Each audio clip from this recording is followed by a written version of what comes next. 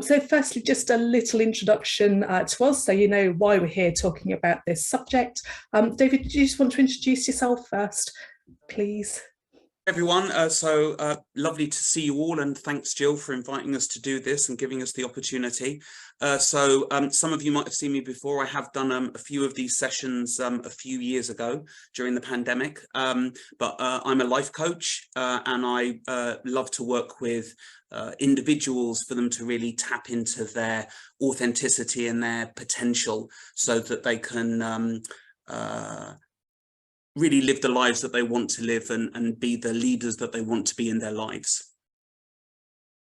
Fabulous, Dave, thank you. And I'm Kelly. I work with teams at all different levels of organisations to help them function better together. So I do quite a lot of team coaching. I work with different teams. I've worked with a variety of different well-known brand names kind of all over the UK, including probably many of the organisations today, so pharmaceutical, biotech, research, blue light services, all a range of different organisations. And I really love quirky teams and helping them find a way that they can be really good together. That's what gets me out of bed in the morning. I just think once you've got that, the team's pretty invincible, and I love working in that space with teams. So one learning that I often find with teams when I'm working with them is that you often find that there's people in a team that are very open and free to kind of share their thoughts and their feelings together, and other people that will hold back much more and only share their views when asked. Whole teams can be like this, and even whole organisations, if you think about it. You know, you can have a really chatty sales team or a whole media organisation could be very happy to share exactly how they're feeling about things. And at the same time, you might have a team or an organisation, perhaps a slightly more cautious legal team or a life sciences organisation even, where the what is shared is much more sort of thought through before people actually speak. So you see this kind of range of different people and teams in organisations. I'm sure we've all experienced the full spectrum in work or in our community or sports teams or just in our personal lives as well. So there's a whole host of different experiences that each of us bring to this session.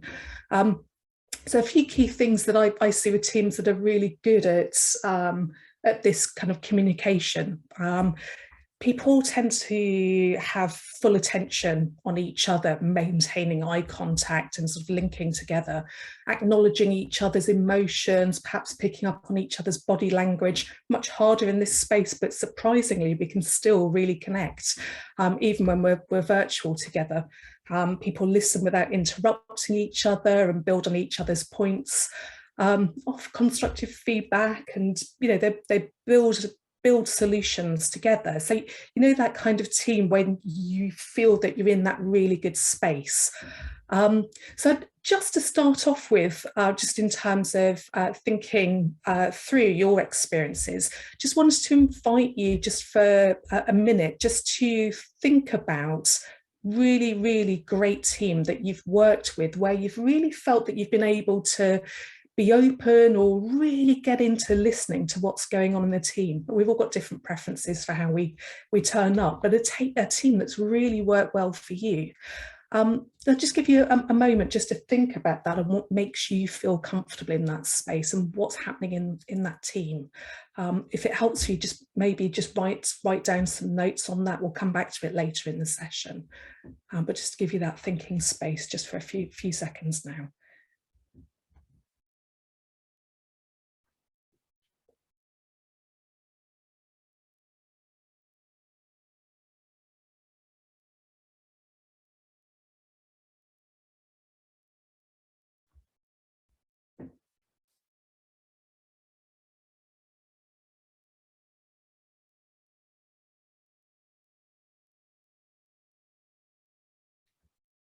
If you've got a team in mind or you want to build on these thoughts, I just want to ask you just to think of a time or a different team perhaps when you really struggled to either voice your thoughts or to really listen into what was happening, and what kind of made you feel a bit uncomfortable in that space as well, just to sort of build on those thoughts that you've already started on too. I'll just give you another sort of 20-30 seconds to think about that as well.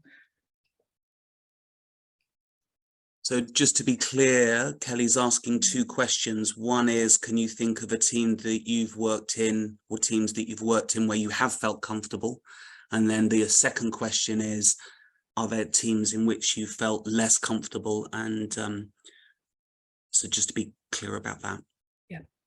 Thanks, David. Someone's written in the chat about that. Yeah, thanks, Alexandra.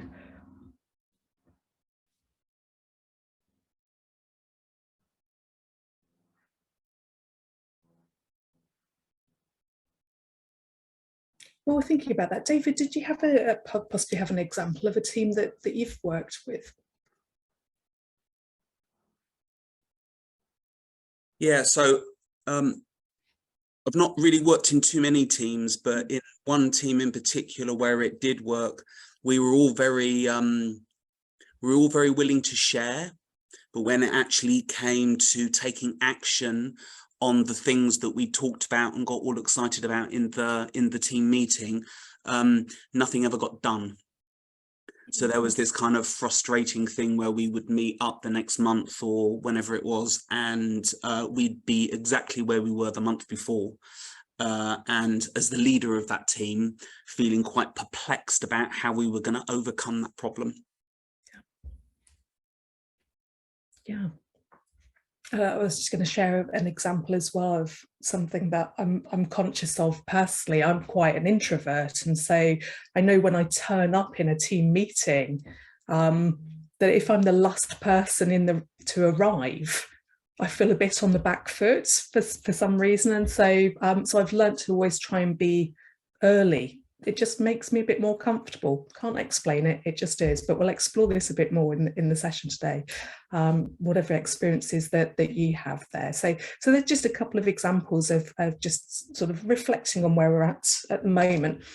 Before we came to this session, we just posed a question out to everybody in terms of, do you find it easier to talk, or do you find it easier naturally to listen? And we've all got different personality types around this. Some of us may be more inclined to talk out loud, to think things through together, and some of us do like to think and then come up with more of a conclusion about what our opinion is, and that sort of affects where we're at in the group. David's got a really lovely exercise for us to be able to explore this and our natural preferences and trying to get into the best space that we can. So I'm just going to pass over to David now, just to take us through this lovely exploration. David? Great, thank you, Kelly.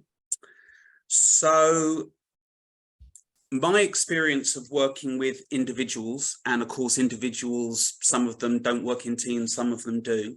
But what I really notice in people that I work with as a coach and people that I interact with in life, and also for myself, that I find there's this real inclination to look to other people to make me feel comfortable, for me to feel calm and relaxed, for me to feel like things are really working well for me. And so what that means is, I notice is that I go into meetings or I meet up with people and I have this expectation that this person should behave in a certain way, this person should be a certain way for me to enjoy their company or to be able to work with them and collaborate with them. And I don't know about your experience, but my experience of that is that just doesn't work. It might work on the odd occasion, but in a sustainable way, and certainly from a place where I can go into any situation and feel calm and relaxed, that way of thinking just doesn't work. It's just not something that's going to work. So the thing that does work for me, and this is what I want to share with everybody today, is to go through this exercise that poses the question, how do I show up authentically? How do I show up powerfully and with confidence in myself, regardless of who I'm in the room with. And what I've noticed is that when I can do that, I can speak with confidence and I can share what is on my mind, even if that might be uncomfortable or that it might be challenging for me or for the other person.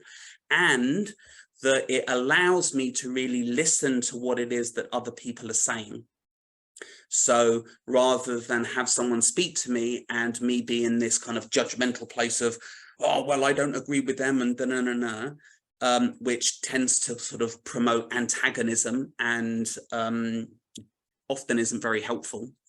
For me to actually sit quietly and listen to what it is that they're saying and incorporate that into the discussion so that it becomes this two-way thing. So the model that I'm going to be working with is referred to by the woman that created it. Her name is Patsy Rodenberg, and she calls it the 3 circles of energy. And Patsy Rodenberg is a voice coach. So she works with people who do all kinds of public speaking. So actors, motivational speakers, politicians, CEOs, people that maybe talk to very large audiences or maybe talk to to large or small teams. But it's finding this way of how do I show up in my authenticity and not feel like I have to limit myself or shut myself down when I'm with that team.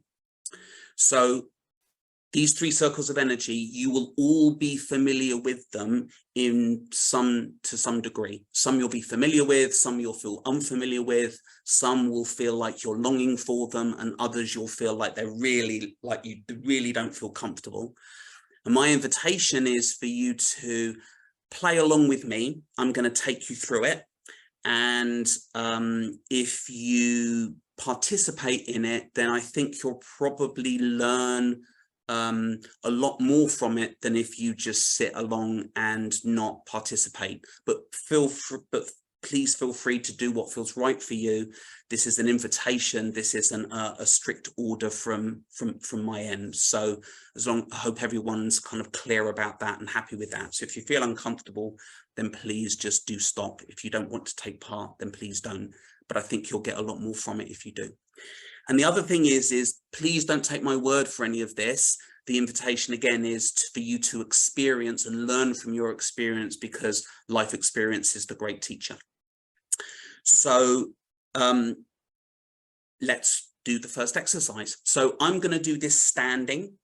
I have got a chair behind me so people can do this sitting as well, and I'm going to kind of be bopping up and down. Feel free to stay seated if you feel comfortable to stay seated, or to stand up if you'd like to stand up, because we're going to be moving the body a little bit. We're going to be playing around with posture and how you hold yourself, and for us to notice the impact that that's having on us. Okay, so I'm going to stand, hopefully just get the angle up a little bit. Okay, so the first one is the first circle of energy. The first circle of energy, which is, if you're playing along with me, kind of the circle of introspection. So you might be deeply focused on a task, you might be in quiet contemplation, but generally speaking, the feeling is one of being inward, and probably kind of your body's not taking up very much space. So if you were standing, your feet might be close together, or your legs might be crossed. You know, people tend to sort of cross their legs over, particularly when they're seated as well. Maybe their hands are in front of them, and there's this sense of looking down. So rather than looking straight ahead, there's this kind of downward look with the head. There's this downward direction with the eyes, the hands crossed over, or maybe crossed over like this. And the shoulders are sort of slightly hunched, and there's this feeling of going inward, which is great when you're thinking deeply. But you'll also notice that as you do that, your shoulders start to stoop, And you might notice that your breathing begins to change, where the breathing becomes quite shallow and the breathing becomes quite soft or quite weak, which is completely appropriate for the situation that you're in when you're introspective. But you'll also notice that when you are like that, you might notice that your awareness of the space around you has disappeared. So you're going inward. And if you play along with me, standing or seated, you might start to notice that you can probably hear what I'm saying, but actually there's much more attention inward. And because you're not aware of what's going on around you, it does open you to being much quieter, not necessarily being aware of what's being said, so you're not following the conversation. You're much less willing and open to interact with people. And that in certain situations, that's completely appropriate, but perhaps in a team meeting or a team environment, this kind of introspection means that you're not interacting with other people, that maybe you're kind of like an energy drain in the room because you're not interacting, so it feels quite hard for other people. And the purpose of doing this exercise is to simply draw your attention and your awareness to this feeling and to maybe be aware of the impact that it's having on other people.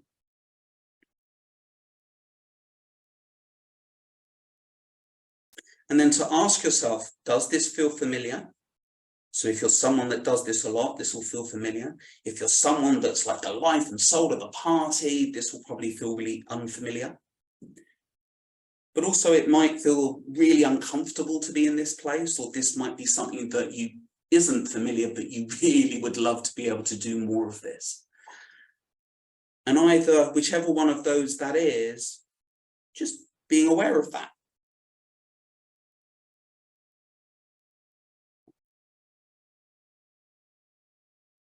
And then as we draw this first exploration to a close, notice how you're responding as we start to come out of it. So as you begin to bring your body up and you look up and maybe shaking your body off, maybe there's like, oh, thank goodness for that. I'm so glad that's over. That was really awful. Yeah, I really didn't enjoy that. Or maybe there's a sense of, oh, I really enjoyed that and I don't want to come out of that. And I'm resisting kind of coming out of that slower contemplative state. But, and again, there's no right or wrong here. It's just, again, inviting you to be aware of that. So that's the first circle, circle 1. We're now going to jump to circle 3. So circle 3 is you're taking up much more space. So maybe your hands are on your hips, or if you're sat down on a chair, you know, like maybe you're back like this with your hands up over your head and your elbows are out. So you're really taking up space here. And that when you're doing that, your chest is open, the front of your body feels really open. And when you're looking, you're not even looking at people, you're looking over people. So to give you a feel for that in the room that you're in, if you look around the room, don't look at pictures or plants or desks or monitors, look over them. If you're looking outside, look over the trees. And there's this feeling of looking over, sort of being aware of them, but it's not an intimate awareness. It's kind of a broad, open awareness, okay, that isn't intimate. And because you're open and because you're taking up space, you might notice that your breathing feels different, like your breathing may be deep from the belly, but maybe your breathing is quite loud and quite like it has a bit of a growl in it, like there's this strong as you're breathing. And that if you were speaking, that you would speak really loud. So if you're in a meeting that you might speak over people, yeah, and not necessarily be that open to what people are saying or being aware of what's going on in the room, that you might just be very dominant, which perhaps is a great thing when you're in a concert or something like that, and you're trying to find your way out of to the exit, or if you're at the bar in the pub. Being in third circle is great for getting the attention of the person behind the bar, particularly in a noisy pub. So you're taking up space, and there's this sense of being seen, which can feel uncomfortable for people. But there is this sense of dominance. There's this sense of being overbearing. There's this sense of talking over and controlling or dominating the space or dominating people. Yeah. So as you're sat there or stood there, just getting a sense of what that feels like. And again, if you're the life and soul of the party, this might feel really comfortable to you and really familiar to you. But if you're more of an introverted type person, this might feel unfamiliar. And again, that's all okay. And maybe it feels longed for, like maybe you want to be seen, maybe you want to be heard. This was definitely where I was at when I discovered this. I was quite a quiet and timid person, and there was a part of me that really wanted to be able to speak in public and to take up space and be seen and be taken seriously. So there was all of that there. So as we draw this second exercise to a close and we start to shake it off a little bit, again, notice, are you really glad that you stopped that? Or is there this sense of, oh God, I really loved that, I really enjoyed that, I want to do more of that? Yeah. Or is and just to notice that, so that you have this awareness of your relationship with this third circle of energy. And then the final part of the exercise, or the final circle, is circle 2, which Patsy Rodenberg refers to as the circle of presence. And to do this, again, stand. If you're standing, then have your feet about shoulder width apart, your arms relaxed down by your side. If you're seated, then maybe sitting with your feet, again, shoulder width apart, maybe not leaning back or slouching on your chair, but sitting upright, maybe on the edge of your chair, so that you feel alert and aware of what's going on. I'll come back up to standing. And your eye line, your eye vision is on objects or on people. So if you're looking at the plant, I've got a little lemon tree behind my screen here. So I'm looking at the lemon tree, or I'm looking at the lilies in the corner, or the picture on the wall. And take a moment to look around your space, if you will, and really look at the objects in your room. And you might notice that you interact with them differently to the way you might normally interact with them. Notice how your breathing might be different. My breathing is much slower, much deeper. My body feels open, but not really open. So that there's this sense of reaching out, but also receiving. So there's this sort of circular quality to this. And then what also shows up here is a sense of intimacy and interacting with people or with objects. It works just the same, or with pets if you're working at home today, if you've got your pets. But this sense of being more intimate and connected, so that it is easier to communicate outwards, but it's also easier to communicate and listen when people or when other people are talking to you. And as you're sat or stood here, taking a moment to think, does this feel familiar? Does this feel unfamiliar?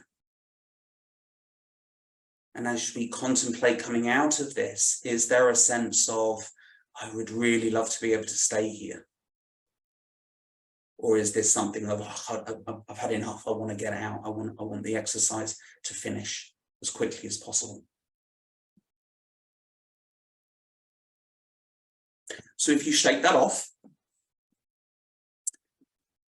and then the final exercise before I hand back to Kelly is an exercise where we move between the three. So what I would do in a room is I would invite people to stand up and move around the room. And it's a really interesting exercise in how you interact and relate to people. But for today, I would invite you to do this in your own space. You can walk around if you would like, but it's how do you interact with the objects in your room? And if there are people in your room, then that's great. But if you start in first circle, so you're much more internalized, and that you might look at things, but there's this sense of feeling somewhat disconnected from them as you look around. You could do this seated or you could do it standing. And then from here, you could move into second circle. So you look up a little bit and you might notice the chest comes up a little bit. But again, you're looking at, and there's this interaction and intimacy with the objects in your room. And then from here, move to third circle where you're looking over things. So again, you're losing some of that intimacy, maybe. But notice how you are changing from first circle to second circle to third circle. So move back to second circle. So you're looking, paying attention to how the body feels as you're interacting with objects in the room in second circle. And then moving back to first circle when you feel more internalized. And then back to third circle, maybe put your hands on your hips, take up more space, but looking over objects. And then to finish up back in second circle, hands down by your sides, the body relaxed. You're looking at the objects in the room.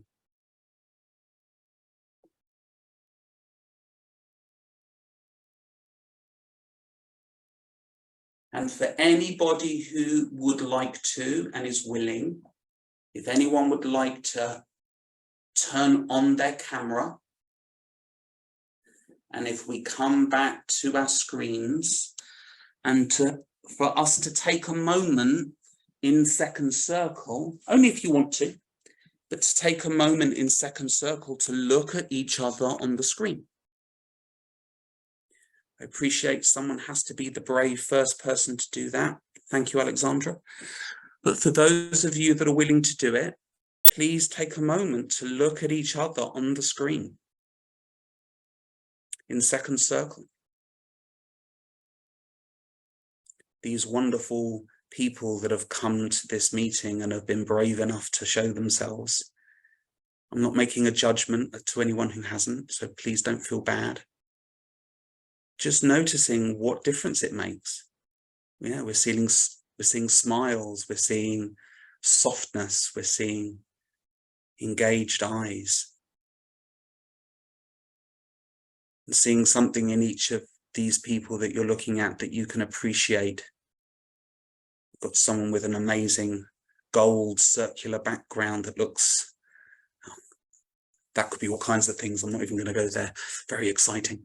But yes, just enjoying the interaction and the openness between people. Thank you. So if you would prefer to turn your cameras off, then please do so. Don't feel like you have to stay on there. But I'm going to hand back to Kelly now, and she's going to take you on to the next part of the exploration. Thank you.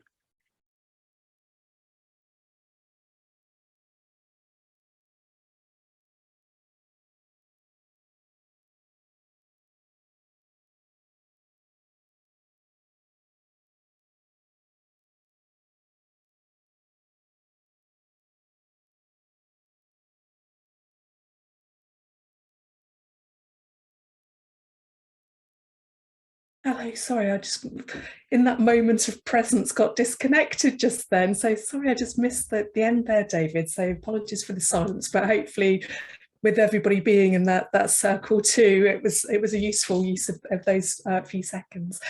David, that was lovely. Every time you do that and I engage in that exercise as you're going through it, I just find new things. Just wanted to say today I was just in circle 3 wanting just to push everything off my desk. That's what I was noticing. So thank you everybody for doing that exercise with David just then. Just wanted to take us back to those teams that we were thinking about at the start of the session. Just wanted to invite you just to reflect on what circle you felt that you were in when you were in that memory of that team. So were you in circle 1 or 2 or 3 when you were thinking about the team that you were really comfortable in, and also the time or the team where you felt uncomfortable?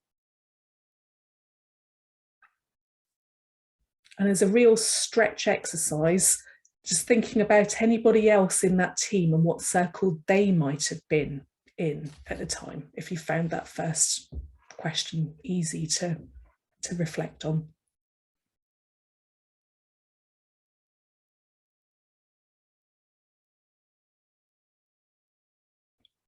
Sometimes it's just nice to have these moments just to pause and think in our days, isn't it?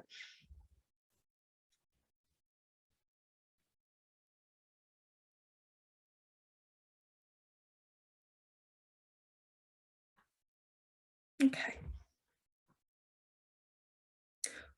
What we're going to do next is invite you to join a breakout group of about 3 or 4 people, and just to share together the experience that you've had, or any thoughts that you've had, any feelings that you've had over the session so far, and just discuss what you've learned today about that team or teams that you've worked with before. Again, as a little stretch task, if you can get yourself into that circle 2 zone when you're in that conversation, just see how that affects your engagement in that conversation. Welcome back, everyone. It's nice to see some faces on the screen and people choosing to be on or off the main camera. That's really lovely to know that you've all been talking in your smaller groups together. We are really curious about what you've been talking about.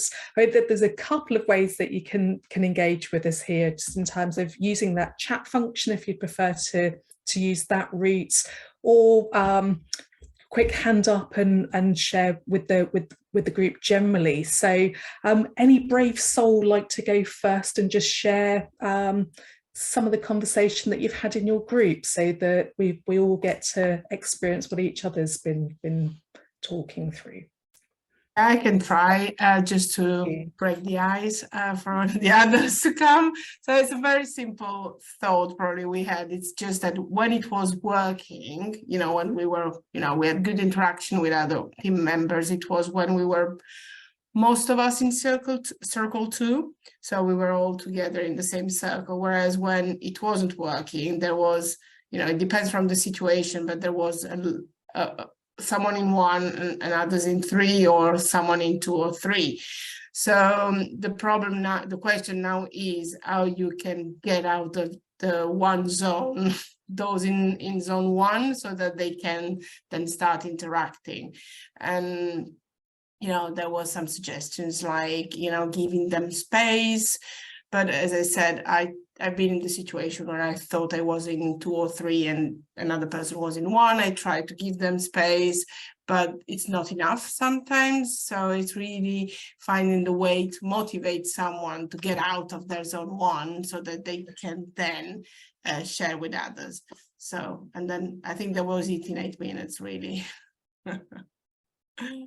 I don't know, it's probably very, straightforward what I've said, but this is what we I think it was just to summarize and try to put in reality what we've been doing with David, basically.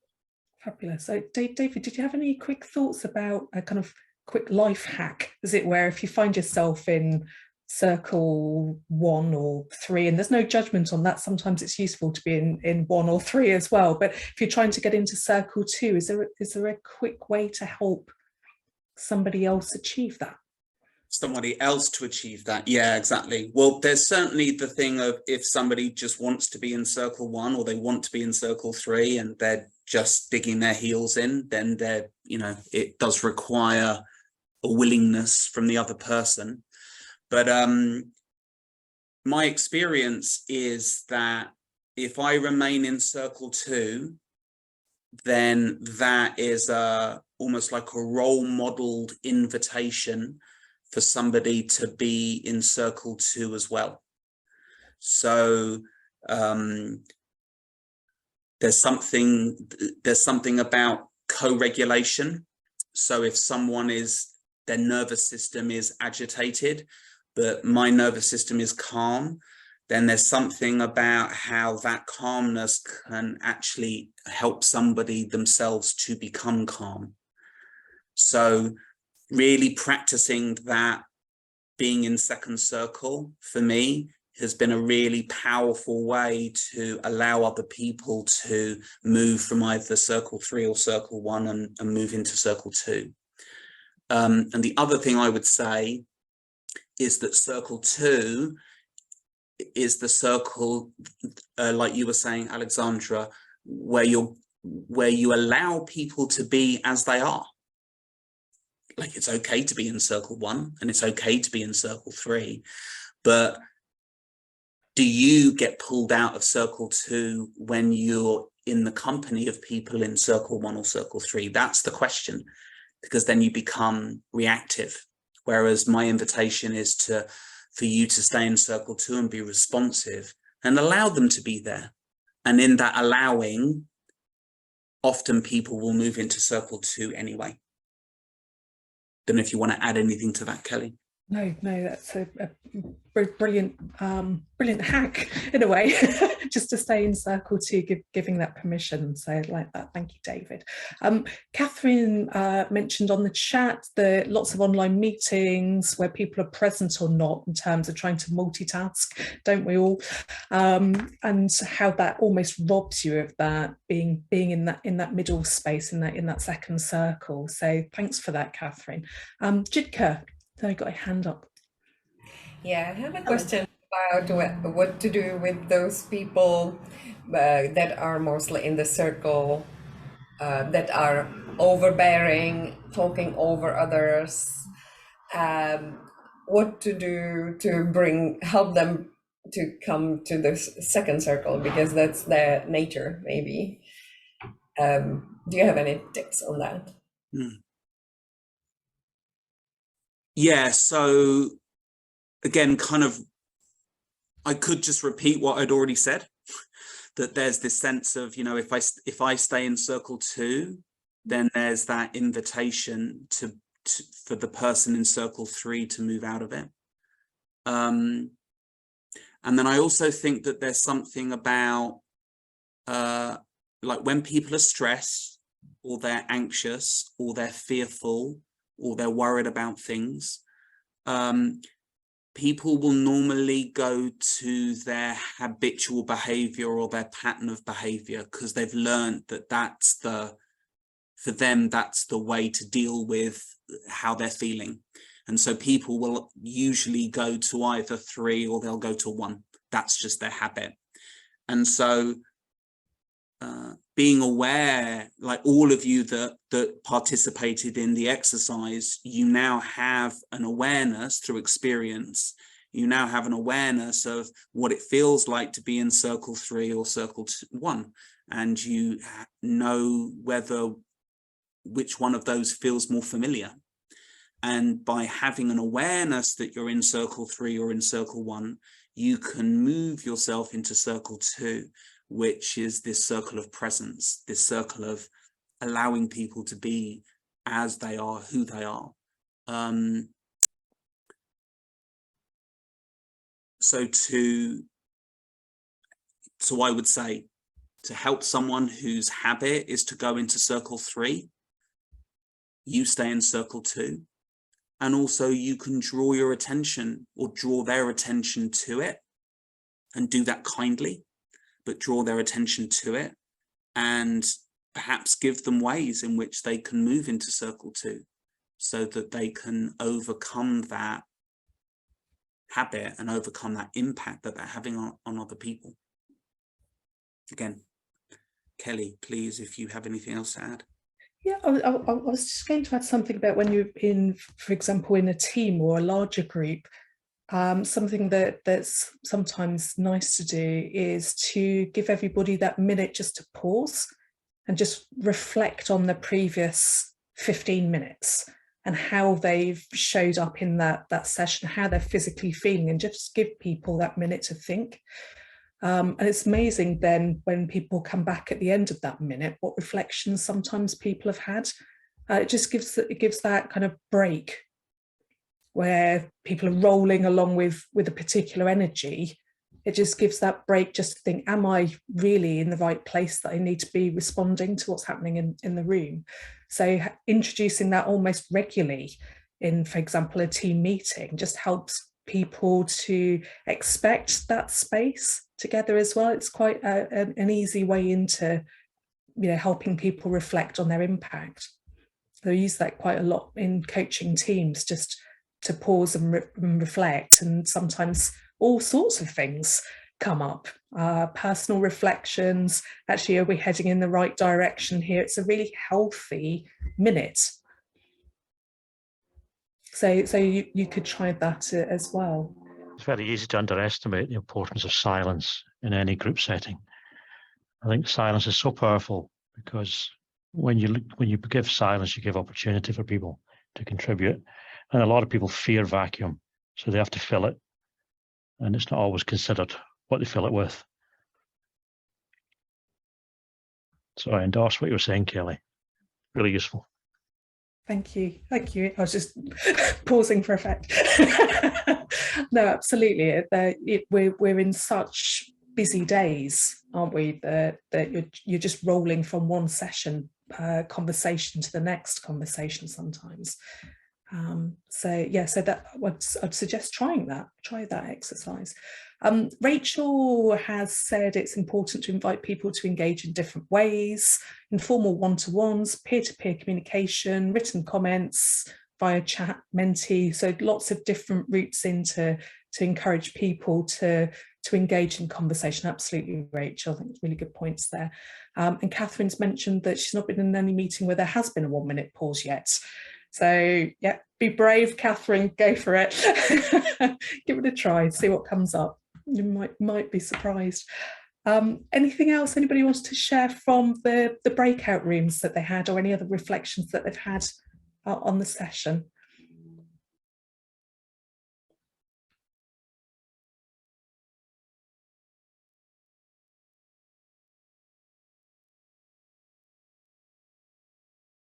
Taking this time to think, I love it.